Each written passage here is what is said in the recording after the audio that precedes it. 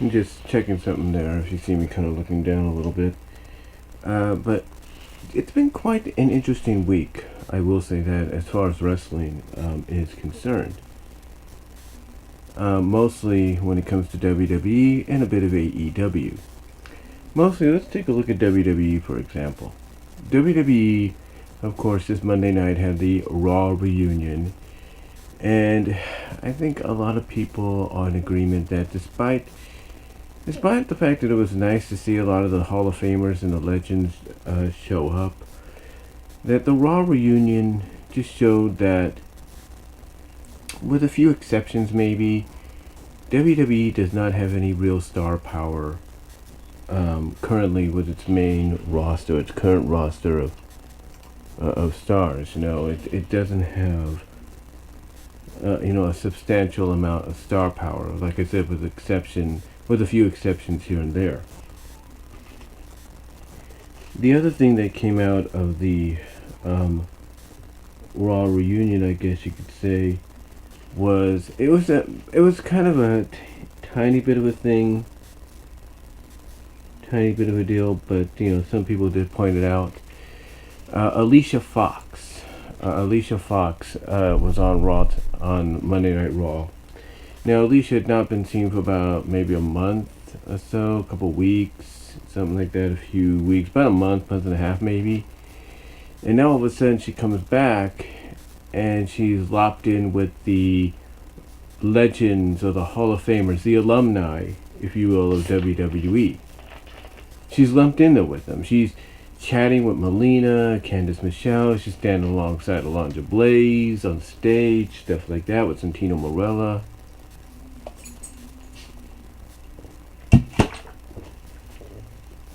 And that got a lot of people wondering, like, wait a minute, wasn't she just, recently on television as part of the active roster? Isn't her current status as an active member on the Raw roster? It made people kind of confused, and my only assumption is maybe somebody was supposed to show up, another female performer of the past, and she couldn't. So they decided, well, we need to get an equal amount of women in there from the past. Let's just lump Alicia Fox in there because she's been with us for nearly a decade, and I guess in WWE's eyes that makes her a legend despite the fact that she's currently on the damn roster. I don't know.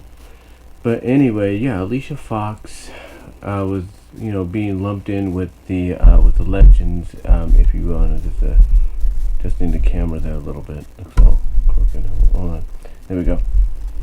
I think, yeah. Got it. But like I said, it's like, her being lumped in with the legends and being treated as one just did not sit right with a lot of people. And I'm sure WWE probably got wind of this. Because, to me, again, I think maybe what happened is someone was supposed to show up, another female from the past, and she didn't. And they said, okay, we need somebody we can just lump in there as a legend. Nobody would... Because this is just a prime example, honestly. I know it's a minor thing, but it's a prime example of how WWE feels about the audience. Oh, Alicia Fox wasn't on television for a month. No one will notice. We're just lumping her as a returning star. We're not that stupid, So hopefully they'll address that. And if they're smart and they want to turn it into a storyline, maybe they just might add that to her personality and say, and have some of the current crop of stars point out, current crop of women point out to her, why were you, hawking it up or, hawking it up, whatever, with the legends when you're not one. You're a current star. What the heck? So they can probably add that to her. Maybe play that into a story a little bit. Maybe add that as part of her foxy, crazy as a fox personality. It could work. That would be more understandable because that would fit her to be crazy as a fox, to think, hey, I'm a legend too, but you're not. So, anyway. But yeah, a lot of people did agree that the Raw reunion, despite, like I said, it was nice seeing all those Hall of Famers and legends and stars of the past, that it was basically a prime example of WWE not having the star power they currently should have, with a few exceptions. And speaking of WWE, recently someone at Variety came out. Now, I did not read the article, but I'm pretty sure a lot of you read about this. The person at Variety basically said in the headline that Vince McMahon is out of excuses when it comes to WWE's product, or has run out of excuses when it comes to WWE's current product. And I can't blame them. I can't blame them for saying that, because it's pretty much true. I mean, Vince McMahon keeps coming up with all these reasonings as to why the product's not so well, and pretty much you have someone at Variety, a very well-renowned, world-renowned entertainment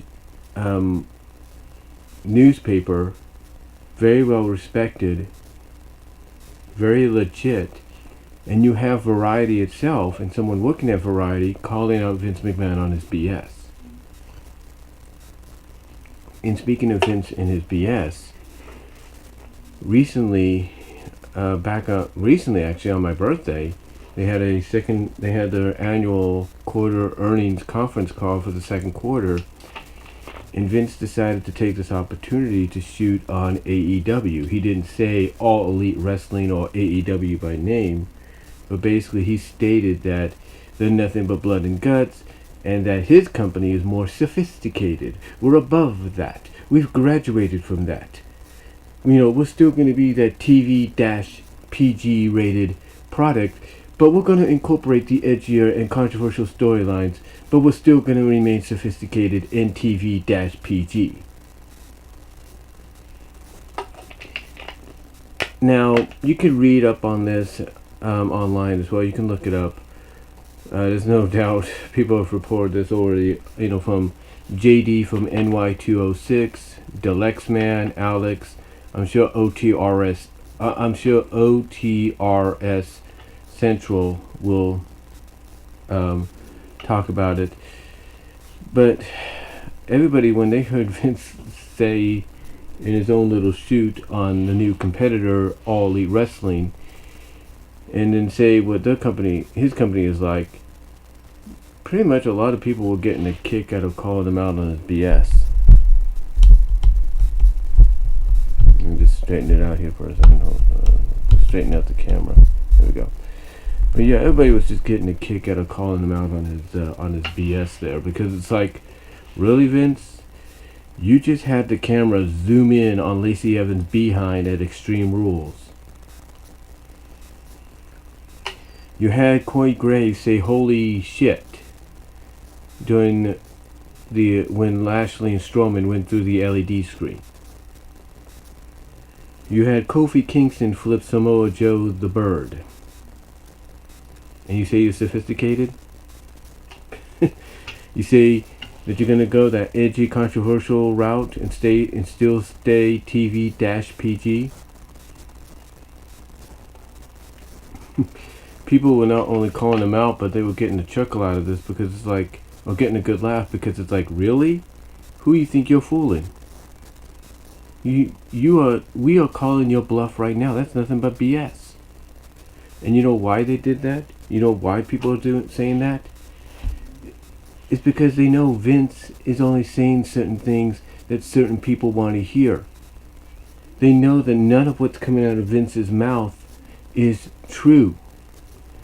The only truth maybe is they're a more polished product, more sophisticated product, maybe when it comes to a better production perspective, more polished production perspective. Fine, that might be true.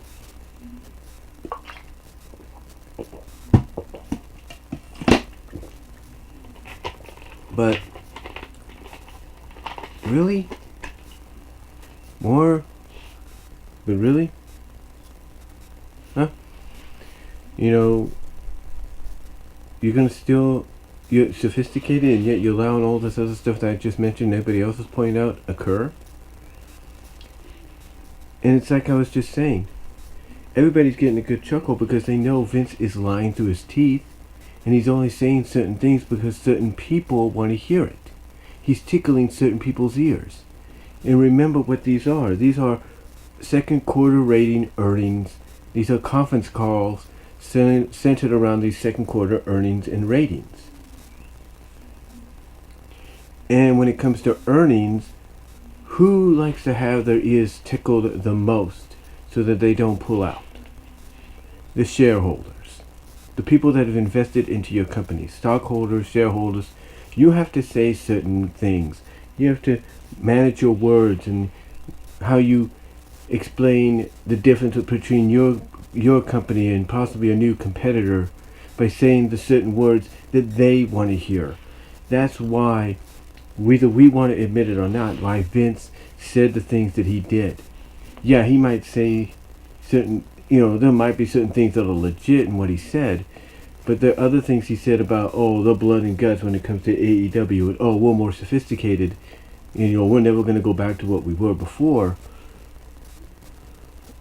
Everybody probably knows and can pretty much confirm that all Vince is doing is, when he says this to whoever is on the other line, that conference call, he's saying it to the people invested in his company, shareholders and stockholders. They want to hear.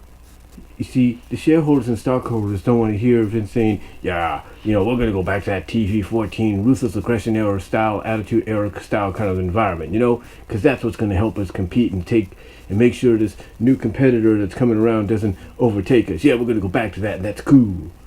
No, they don't want to hear that. They want to hear, our product, the product you've invested in is so very well sophisticated. It is probably better than anything you can ever invested in before. That other product that's coming out that's very similar to us, we're never going to be like them. That's blood and guts. No, don't worry. It's called tickling people's ears. You say what people want to hear so they don't go against you, and that's what Vince is doing. That's what Vince and his board of directors, whatever you want to call them, are doing. They are basically tickling the ears of the shareholders and stockholders when they talk to them during these second quarter earning conference calls, because of the fact that if they say otherwise, they're afraid that these investors, these stockholders, these shareholders are going to pull out. So they have to say certain words. They have to they have to describe their product by using certain words that just maybe in our minds as fans and even alumni and all that don't make any sense. I'm sure Jim Cornette, on his official Jim Cornette Experience podcast, which can also be found here on YouTube, is going to say something about it. He's going to probably call Vince's BS bull on it. There's no doubt about that. Excuse me there. I'm sure Bully Ray on Busted Up Radio, along with Mark Henry, they're going to call Vince's bluff on it. The point is, all Vince and his board of directors are doing, is basically the tickling the ears of the investors. That's all they're doing. They're tickling the ears of the investors, of the shareholders, the stockholders, so that they don't, pull out of their investment. They don't decide, we don't want to deal with this anymore. They are basically just saying what these investors and these stockholders and all of them want to hear. They're saying, we're sophisticated. We're polished. We're better than this other product. That's all this is. That's all this really is. And whether we believe that or not, whether you believe what I have to say, pointing that out or not, it's true. If you're in charge of a multi-billion-dollar corporation and you have people investing, and you have shareholders and stockholders investing millions and millions of dollars, thousands of dollars into your company, do you think they're going to want to hear you say, we're going to go back to this style so that this new competitor doesn't overtake us? Or are you going to say what they want to hear?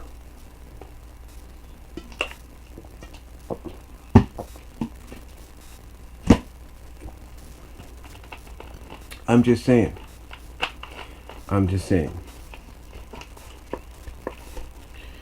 Anyway. Yeah. So Vince, sooner or later, Vince has got to realize that what he's saying is going to come back to bite him. What he's saying right now is going to come back to bite him, and his shareholders and his stockholders and his investors are going to see the truth eventually. And they're going to be knocking on his door like that, and they're going to ask him, they're going to demand, if not, they're going to ask or demand to know why he lied. That's what's going to happen. That's what's going to happen. They're going to want to know why he lied to them, why he didn't tell them the truth. And everybody knows that's a fact. Everybody knows that that's going to happen. That's legitimately going to happen. So, yeah. Vince saying what he did, to me, it's nothing more than tickling the ears of the investors, the shareholders, and the stockholders. And whether you believe that or you don't, I think, like I said, put yourself in his position. You own a multi-billion-dollar corporation. You have all these people investing thousands and thousands and millions of dollars into your company. Do you think they're going to want to hear that you're going to go back to a certain style that you once were known to be controversial about? People, were mixed about, found controversial? Or you're going to say what they want to hear, that you're better than that now, that you're more sophisticated, if you will. What's the lesser of two evils, if you will? But anyway, yeah. Everybody's had a chuckle out of that, a good talk out of it. And again, check out JD from NY206, Dalyxman, I'm sure OTRS Central will have something on it. I'm sure Jim Cornette will mention it. I'm sure Brian Zane, if he wants to, might mention it. So, yeah.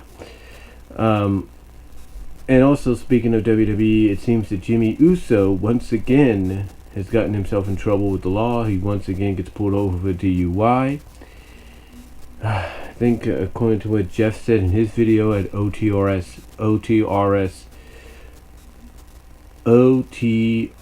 Central has said, I think what Jeff has said is best. It's like, this is the second time, I think, this year. And it's kind of crazy that it happens only days after Cena disses him and Jay over what they've been through when it comes to the law, when it comes to the arrest. So it makes you wonder, what is going on. I mean, there have been rumors in the past that the Usos and Trinity, aka Naomi, they want out of WWE. They want to go to other places, like maybe AEW. But, that's not happening right now. So, we don't know what's going on. I mean, the Usos signed new contracts. I'm sure Naomi signed a new contract. But the thing is, it's like, what are they trying to do? Get out of those contracts already? I mean, what's the big deal? What's going on? So, just pray and hope Jimmy gets the help he needs. That's all I'm going to say. And whether we like it or not, WWE has the right to say that, hey, it's not our responsibility to take care of themselves. It's not our responsibility for his actions. It's his own. So, we'll have to wait and see what occurs. Maybe they might send him to rehab, and maybe that might help. We don't know. Now, to end this, though, I do want to talk about something that did make the news. Everybody was hoping this would happen. Rumors have been spreading about it. And pretty much it has been officially confirmed. All Elite Wrestling will debut on TNT, the Turner Network Television, on October 2nd at 8 p.m. to 10 p.m. Eastern, which, if live and follows that same routine WCW did, that means basically for me, it'll be 5 to 7. Maybe. With a replay probably afterwards. But anyway, yeah, All Elite Wrestling's Wednesday Night Dynamite will debut Wednesday night, October 2nd, from Washington, D.C. at the Capital One Arena, which seats around 20,000 something people, which is probably the biggest arena they're going to be having an event in for, since their inception. I mean, yeah, they could sell out the MGM Grand in Las Vegas, which seats about 15,000 almost. This one's going to be a lot harder. Can they do it? Absolutely. They can do it, because people are going to want to support this brand. They're going to want to see the because here's what's going to attract people. They're going to want to see the outcome from All Out, and they're going to want to see what differences are going to be between an All Elite Wrestling AEW pay-per-view and what they get on television with Wednesday Night Dynamite on TNT.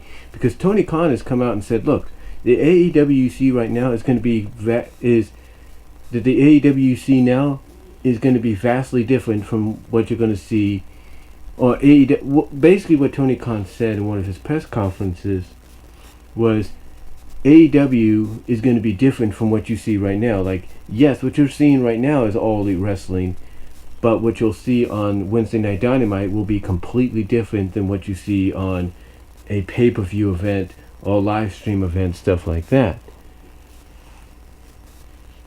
In other words, it'll be completely different. It's like, you're not going to see the blood and stuff that you're used to seeing on pay-per-views and all that.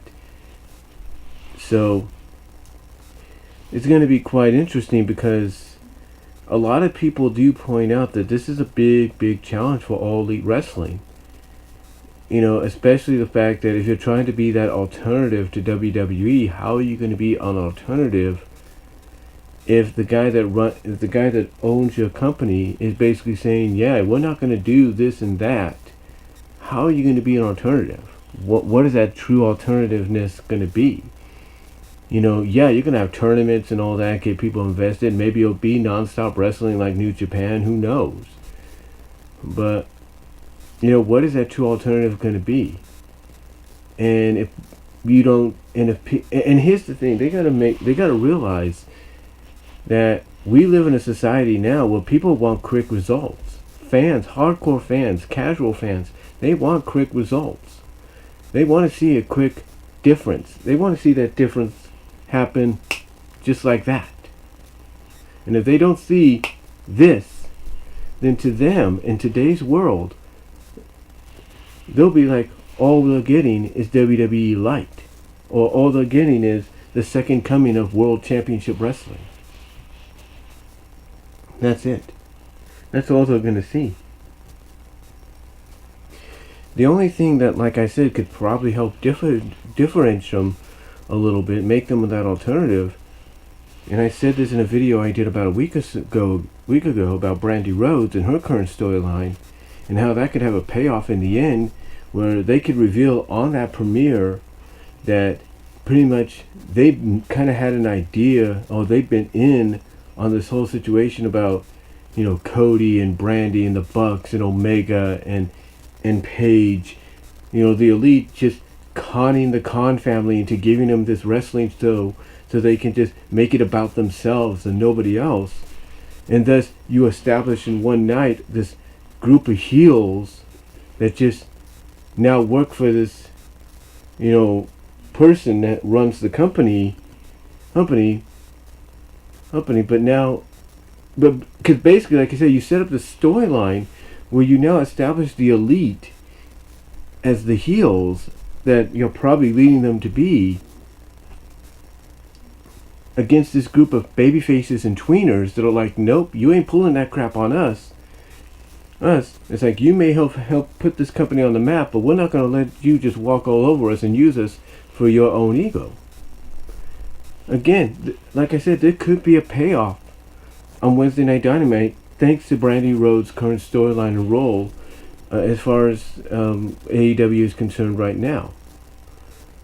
But that would be the only way to establish in one night the Elite as these major heels that con the Khan family into giving them this wrestling product, but basically have the tables turned on the Elite by having someone like, let's say, Jericho or Spears or whoever reveal to the Khan family, or even Moxley reveal to the Khan family, or have the Khan family reveal to the Elite, hey, we've known you were going to pull, or have the Khan family, reveal to the Elite, hey, we've been hip to you this whole time, we've been suspicious about you this whole time, and then reveal footage sent to them, given to them by, let's say, Jericho, Spears, Moxley, whoever, by stating that thanks to this footage that even the Elite didn't know he had, they they've known the whole time. Well, they've been in on the.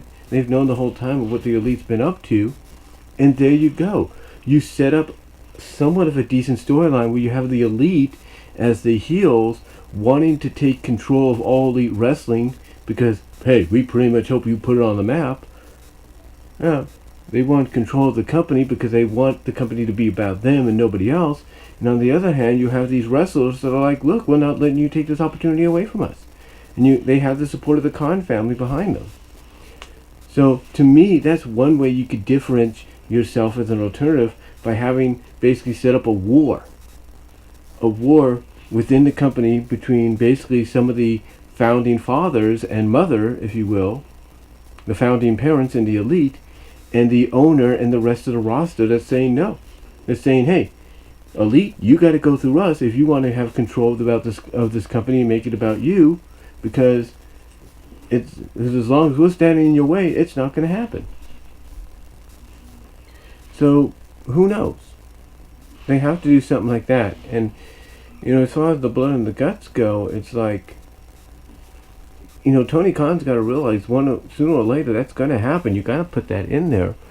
If you're going to differentiate yourself from your competitors, from your competition.